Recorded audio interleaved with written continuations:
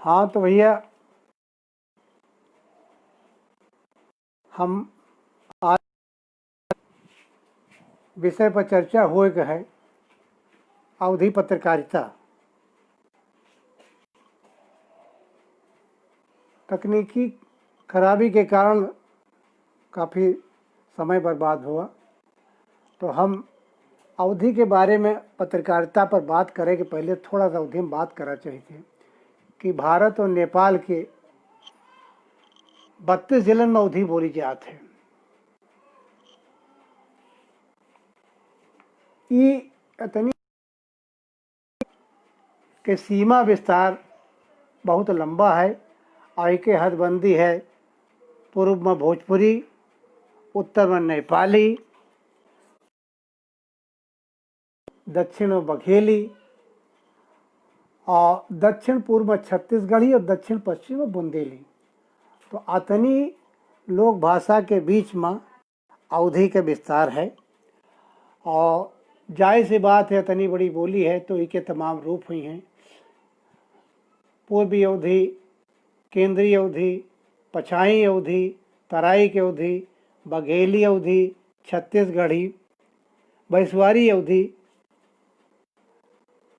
भारत में अवधि के विस्तार भले हुए बोला अवधि के वैभव नेपाल में देखा जा सकते थे। काहे कि नेपाल में अवधि के राष्ट्रीय भाषा का दर्जा दीन गया है और नेपाल के अवधि भाषा भाषी समाज लखीमपुर खीरी से लेके वीरगंज तक फैला है।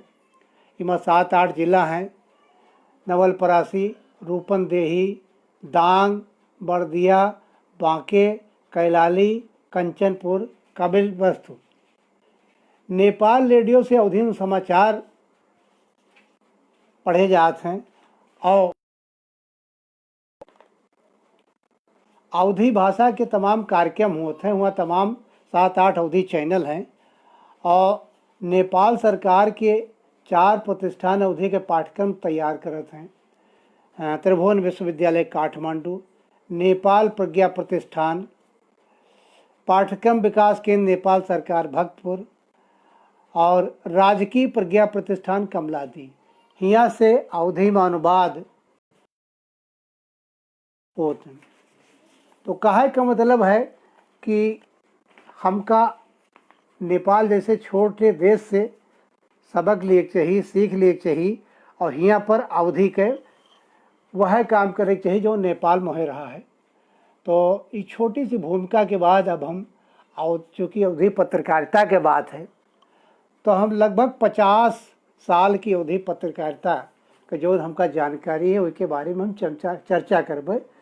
चूँकि समय थोड़ा कम है तो विस्तार से कहानी सुनावे के है तो बहुत विस्तार से नहीं, लेकिन हम कुछ अवधि पत्रिकन के चर्चा करबे। सबसे पहले तो हम लोकायतन पत्रिका जो 1975-76 में जगदीश पीयूष निकारिन रहे, वह 5-6 अंक निकले, मुलाऊ मील के पत्थर रहे। आप सब जानत हो कि जगदीश पीयूष जी अवधि के बहुत बड़े सेवक हैं। लोकायतन के माध्यम से हुई अवधि के लोक साहित्य पर बड़ा विशेष कार्य करके ध्यान दें और अवधि कविता 1977 में लखनऊ विश्वविद्यालय से के हिंदी विभाग से प्रोफेसर सूर्य प्रसाद दीक्षित जी के संपादन में अवधि पत्रिका निकली और अवधि पत्रिकाओं के 4-5 अंक निकल पाए। खास करके उमा बंशीधर विशेषांक बड़ा चर्चित रहा। तीसर पत्रिका एक अवधि और निकली 1983 में, अवधि साहित्य संस्थान अयोध्या से। पंडित राज बहादुर द्विवेदी अब तो नहीं हैं, मुला हुए अवधि का बहुत बड़ा आंदोलन खड़ा किन और लगातार 20 साल तक सालाना जलसा किन और हर साल हुई एक वार्षिकी निकालत रहे अवधि के नाम से। वह अवधि के नाम से रहे जेके संपादक रहे डॉक्टर रामशंकर त्रिपाठी और प्रबंध संपादक रहे राज बहादुर जी। 1988 में बहुत ऊर्जावान साथी हमारे सुशील सिद्धार्थ अवधि अध्ययन केंद्र की स्थापना की अवधि अध्ययन केंद्र से 12वां तिमाही पत्रिका निकाली गई। 12वां के 8 अंक छपे। हमारी समझ में 12वां पत्रिका से अवधि के लिए बहुत बड़ा आंदोलन की खड़ा हुआ और 12वां पुराने साल और वही अवधि पत्रकारिता पर, अवधि साहित्य पर लोगन का नजर गए। 12वां के संपादक मंडल में हम हो रहे।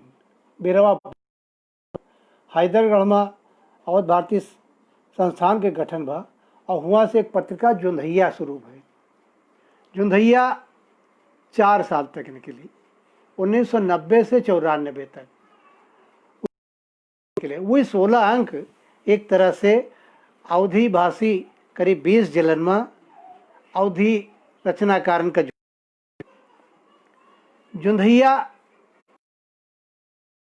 रजिस्ट्रेशन में तमाम नाम डाले जाते जानते हो। तो भारत सरकार के सूचना प्रसारण मंत्रालय से अवध ज्योति नाम से 1994 में शुरू भई और 26 साल से लगातार ये पत्रिका छप रही है। इमा कहा कि कोनो जरूरी नहीं है, कोनो बड़ी बात नहीं है। अवध भारतीय संस्थान से छपे वाली अवध ज्योति अपने साल में कम से कम 1000 का छापिस भारतेंदु हरिश्चंद्र, प्रताप नारायण द्विवेदी से लेके आज तक के लगभग 1000 छपे साल में।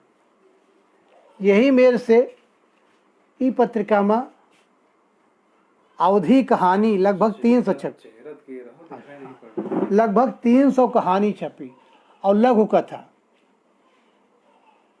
चूंकि अवधि में कविता ही ज़्यादा भय है और के गद्य बड़ा कमज़ोर रहा, तो ये पत्रिका में विशेष ध्यान देंगे कि कथा कहानी और किस्सा गोई अवधि के मुख्य प्रवृत्ति हुए। इसके साथ है लगभग 1 दर्जन अवधि नाटक, एकांकी, रेडियो रूपक ई पत्रिका से छपे। सबसे बड़ी बात तो ये कि पत्रिका में 500 से अधिक अवधि गद्य में पत्र छपे। ई पत्रिका के बहुत मूल्यवान पक्ष रहा।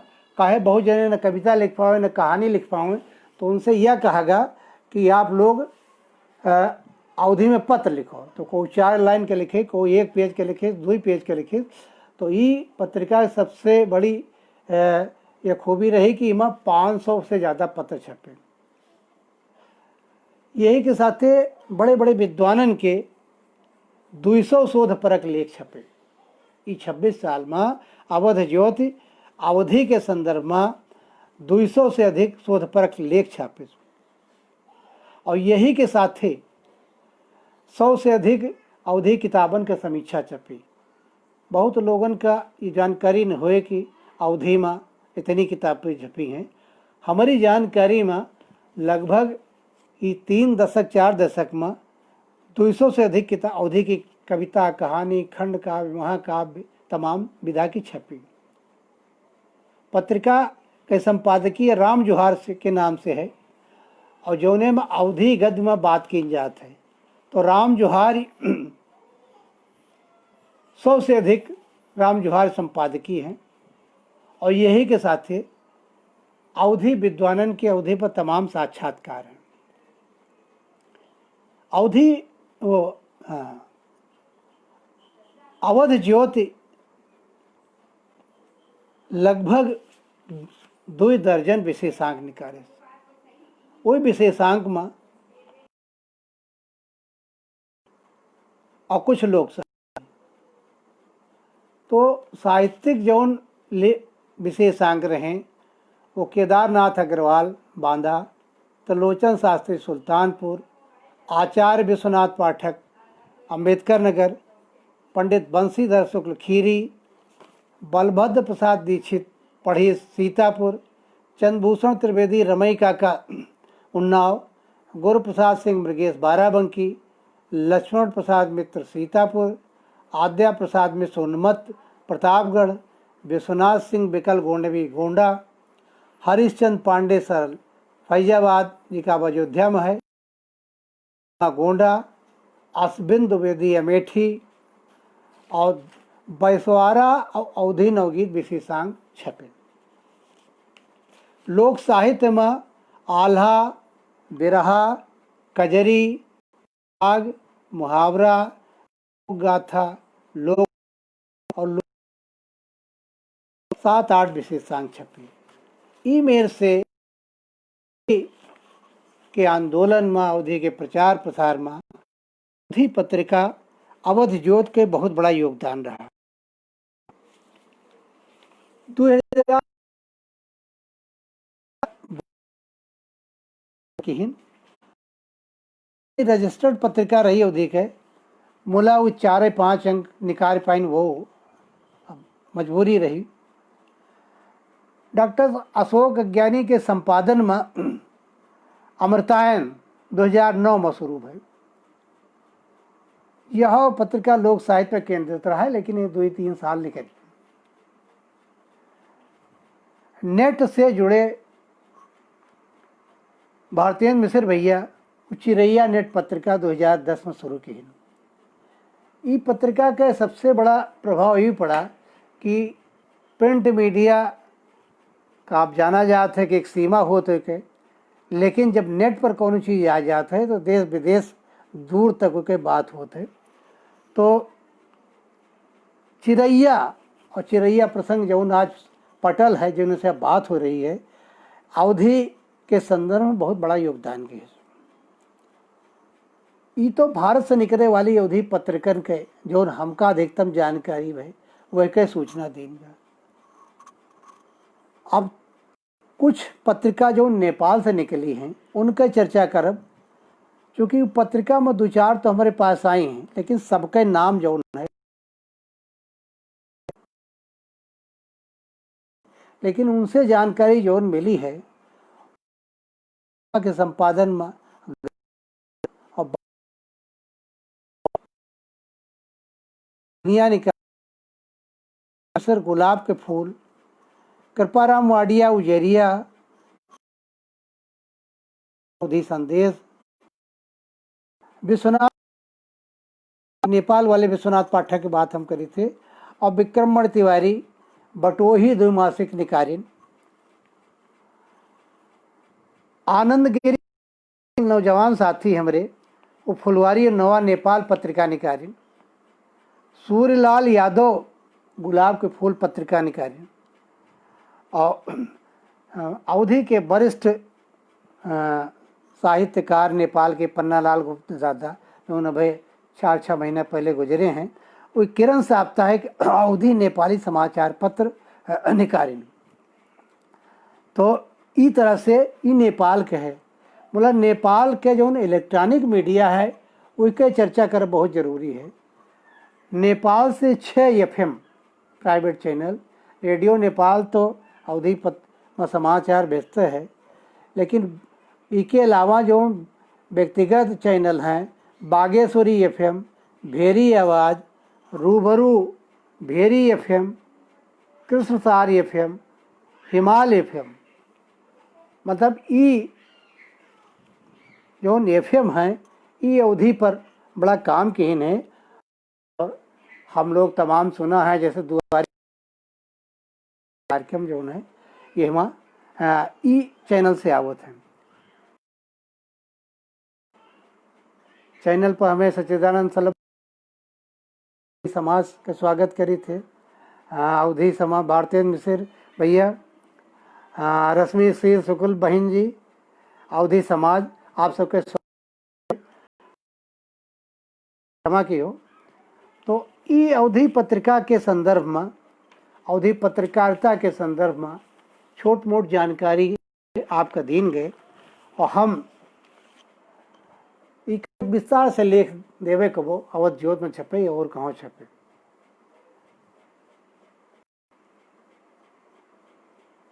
बहुत ही बताया हैं, और कि प्रिंट मीडिया की पत्रिका ये जितनी छपी हैं सब व्यक्तिगत प्रयास से निकली हैं। और आप जानते हो कि साहित्यकार की सीमा क्या है, कौन है कि मतलब उनके आर्थिक पक्ष कमज़ोर रहा थे, मान ली छप गया तो दूर दूर तक पहुँचाए नहीं मिलते। बोला हम 2-3 पत्रिका जो है एक आंदोलन खड़ा कर दिए, वो चाहे जुंधैया हुए, चाहे बिरबा हुए, चाहे अवध ज्योति। और धीरे धीरे हमें उम्मीद है कि आगे अवधि की और पत्रिका निकली हैं। और अवध ज्योति तो बहन पिछले साल अपन रजत जयंती वर्ष मना चुकी है।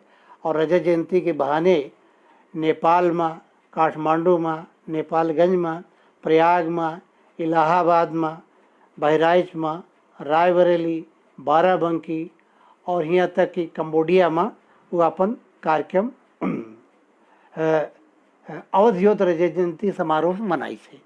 विनय विक्रम भैया बहुत नई कविता लिखा थे, अवधि में आए गए हैं, उनके स्वागत है।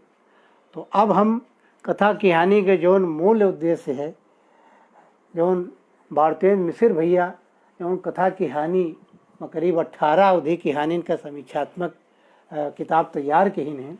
और आप सब जो बैनर देखत हो कथा कहानी में राकेश पांडे भैया जुड़ गए हैं, प्रवासी संसार के संपादक। आपका बहुत बहुत आशीर्वाद, आपके आय से हमें बहुत बल मिला है। तो वो कथा कहानी में एक कहानी हमारी छपी रहे, तो हम वह कहानी आप सब वो कहानी सुनो। अब वो कारी भरे तो नहीं, लेकिन यही में जौन है टिप्पणी आप लोग करत रहिए हो, तो वही हम मुकारी मानी थे। कहानी के शीर्षक है मन के मैल। अब पढ़ रही ने कहानी लिखी है तो वो थोड़ा सा हो सकता व्यवधान आवे। कहानी शुरू होते एक महीना शहर आया, एकलौता बेटवा रवि फोन करके बुलाइस रहा है। प्राइमरी स्कूल से रिटायर मनोज 3 बिटिया 1 बेटवा। 3 बिटियन के बाद 40 रवि पैदा भवा रहा है। 13 बेटवा। लोक मान्यता के मुताबिक 13 बेटवा भीख मंगावे, 13 बिटिया राज करावे। ई काकुत के मतलब है।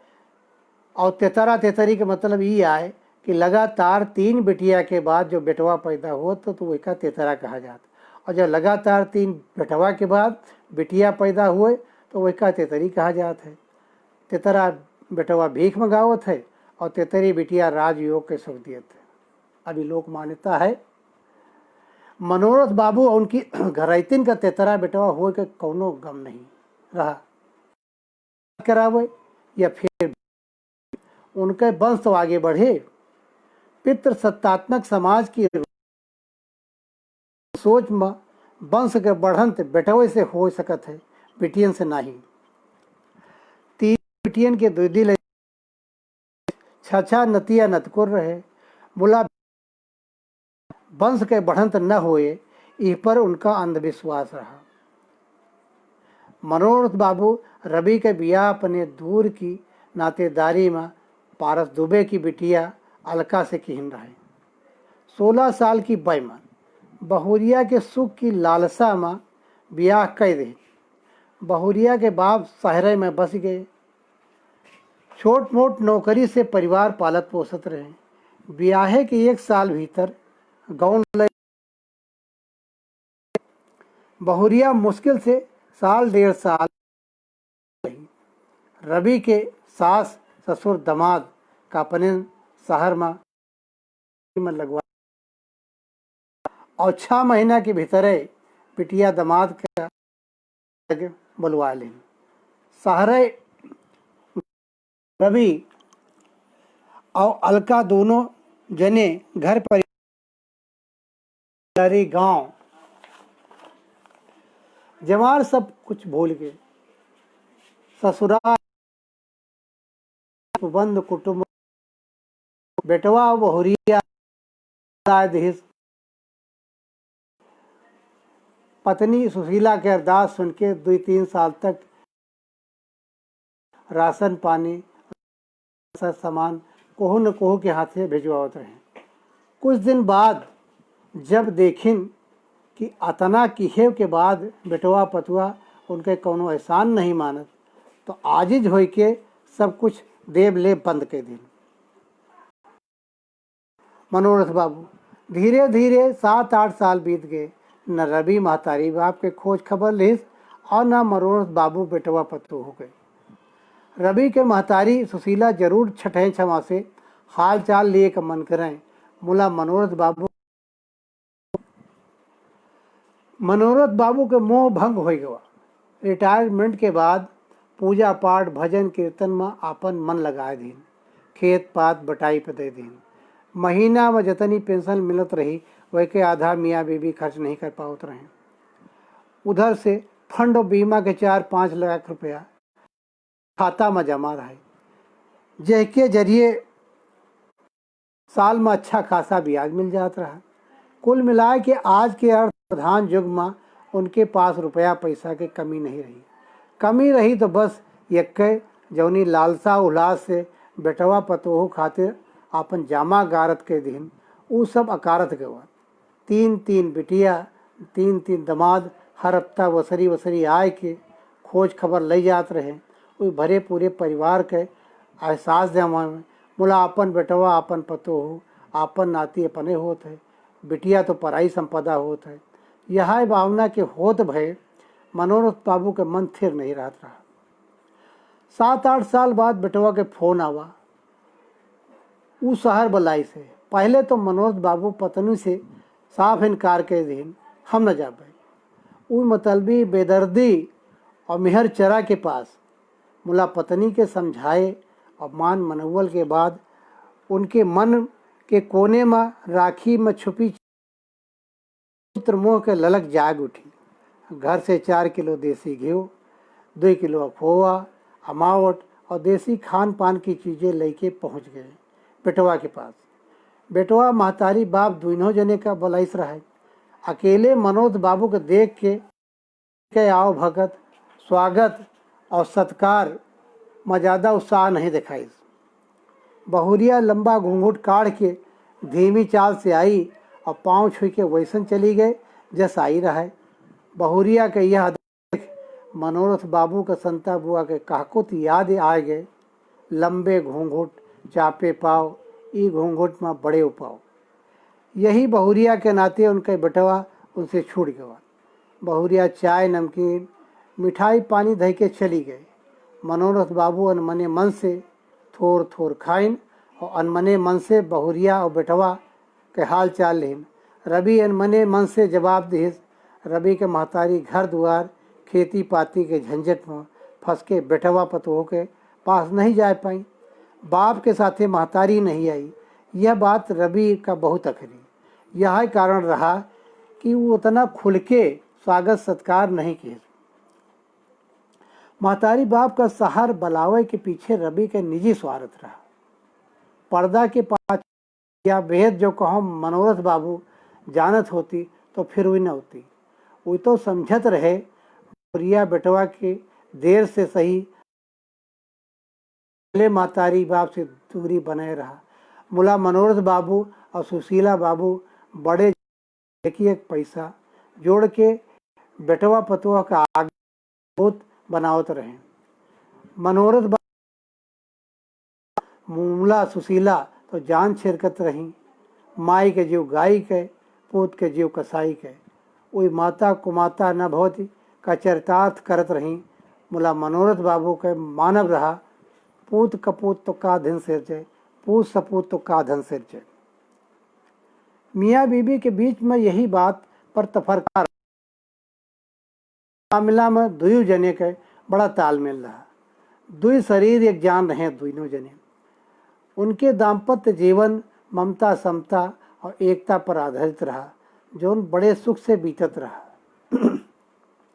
हाँ तो पर्दा के पीछे जौन भेद छुपा रहा वो ये रहा कि पत्नी 7वां महीना शुरू है। पहले उठी अलका का तक रवि साफ साफ कि हमारे मन के सौरी नहीं है। अब हम सब कौनी हालत में सौ एक माता तमाम मन बरखा खे रही। बाप के पास पैसा रहा, डॉक्टर पहले न बता देस रहा है कि बच्चा ऑपरेशन से होए के लिए पैसा लगे, पैसा के खर्चा है। बहुरिया बेटवा के स्वार्थ से जानकारी जब मनोरथ बाबू का भय, तब से बोल दें 2 दिन बाद गांव चले जाओ, हिया हमार मन नहीं लागत, दिन पहाड़ जैसे बीतत है। मियाँ बीबी 2 दिन पुरानी, वो में एक तीर घाट एक मीर घाट कहा जात है। बढ़ोतरी में मियाँ बीबी में बड़ा लगाव हो जाता। 1 महीना होगा रहा है घर छोड़े। पत्नी सुशीला सतावे लाग,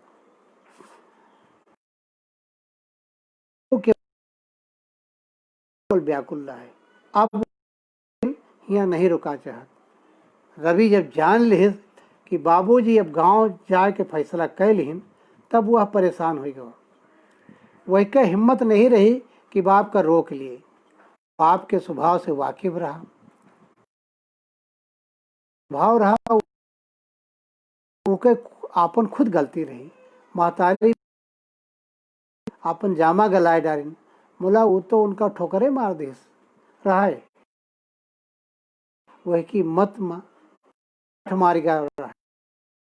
रहीम बाबा याद आवेला, रहीमन विपदा हूँ भली, जो थोड़े दिन होए जानी परत सब कोई। रवि का बड़ा पछतावा होला। महतारी बाप का ठेंगा पर मार के वो अपनी जिंदगी के सबसे बड़ी गलती घिस रहा है। वह के अंदर इतनी हिम्मत नहीं रही कि अलका की सौरी तक बाप का रोक लिए। मनोरथ बाबू गांव जाए खाते रवि जानत रहा जी के फैसला बदल बहुत कठिन काम है। मनोरथ बाबू कहे के मुताबिक गांव जाए का तैयार हो गए। झोरी झंडी बांध के चल दीन। रवि स्टेशन तक पहुंचावे गवा। बाप से आँखी मिलावे के हिम्मत, बाप के गोड़ छुईस और भारी मन से विदा किस। मनोरथ बेटवा के दर्द बाप के सीना में आया। मनोरथ बाबू के घरे पहुंचे के दूसरे दिन सवेरे सवेरे रवि के फोन मनोरथ बाबू उठाए। रवि पहलगी कहे के बाद हाल चाल, बाबू जी ठीक ठाक घरे पहुंच गए हो, सफर में कोनो तकलीफ तो नहीं भाई।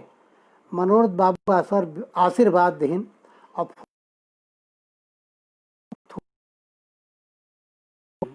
अचानक राय लाग, गटई रूंध गए, आंस भर भराए के गिरे लाग। मनोरथ बाबू का जब थोड़ी देर बाद सुशीला शांत हुई, तो मनोरथ बाबू पूछ पड़े, का कहत रहा रवि। सुशीला फिर जोर जोर से रोवे लगी। रोत रोत बताई, कहत रहा, अम्मा आपन बाबूजी के ध्यान रखो, समय समय पर खाना पानी खा लियो, हमसे बहुत बड़ी गलती हो गई। हमारा इतनी हिम्मत नहीं कि बाबूजी से माफ़ी मांग ली। गलती तो हमसे बहुत बड़ी भई, माफ़ी करे लायक नहीं। समय समय के बात है, अब अतनी समझ नहीं, तब अतनी समझ नहीं रही, और अब जब समझ आई तब बहुत देर हो गया। अम्मा बाबू भले न माफ़ करे, बोला तुम तो माफ़ कर दियो। अतना कह के फिर जोर जोर से रोए लगी सुशीला। सुशीला के मुंह से रवि के पछतावा सुन के मनोरथ बाबू के दिल पसीजे लाग। अचानक उनका विचार बदल गया। उन्हों की आँखियाँ सुहाए आई। कहे लाग, सवेरे के भटका संझा बेरिया घर आ जाए तो भटका नहीं कहा जाता। रवि भटका गवर है, अब सही रास्ता पर आ गवा। ये खुशखबरी सुनाई थे। मनोरथ बाबू बोले, सुनो, रवि बाप बने वाला है। बहुरिया के 7वां महीना बीते थे। वही दोनों बेचारे अकेले हैं। ई गाढ़े समय में हमार तुम्हार उनका बड़ी ज़रूरत है। अस करो, काल सवेरे वाली गाड़ी से चला जाए। सारी तैयारी संझा बैरिया तक के डालो। सवेरे वाली गाड़ी पकड़े गए। सुशीला का एक बारगी विश्वास नहीं भवा। मुला वो जानत रही कि मनोरथ बाबू को वो झूठ नहीं बोलत। सुशीला का आज अपने परिवार जीवन के सबसे बड़ी निधि मिल गए। ई खातिर नहीं कि बेटवा बाप बने वाला है, बल्कि ई खातिर कि बहुरिया और बेटवा के नाते जौन मैल मनोरथ बाबू के मन में जमी रही वह अब छट गए। जैसे मनोरथ बाबू सुशीला और रवि के दिन बहुरे, वैसे सबके दिन बहुरे। पंचो राम जुहार। कहानी ख़त्म होत है। डॉक्टर शिव भजन कमलेश भैया, सलभ जी, राकेश पांडे जी और तमाम सब लोग ई मंच से जुड़े। बड़ी अफसोस है कि आज थोड़ा तकनीकी खराबी के कारण थोड़ा देर से शुरू हुआ, लेकिन थोड़ बहुत तो बात कही हो नहीं, चर्चा हो गई। अब हम चाहिए थे अपनी चर्चा के विश्राम करी और सबका बहुत बहुत धन्यवाद। पंचो राम जुहार, राम राम।